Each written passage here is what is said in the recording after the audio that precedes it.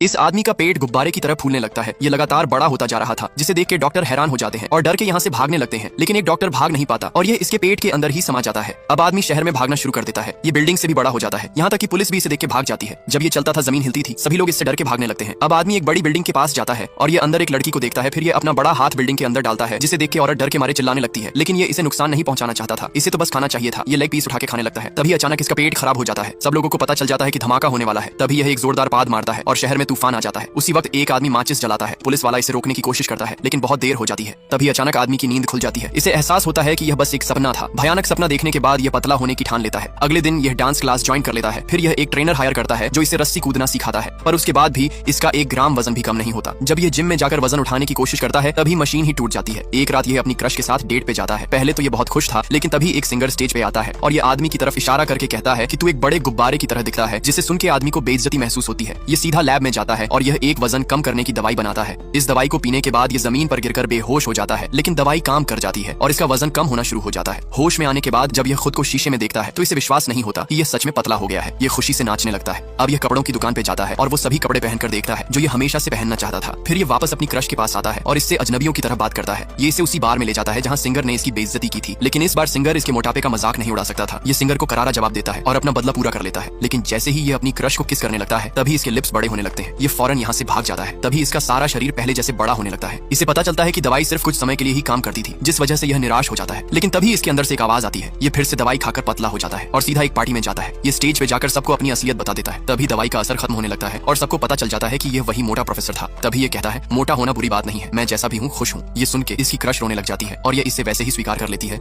जैसा वह था। क्या आप भी इस आदमी की तरह मोटे हो?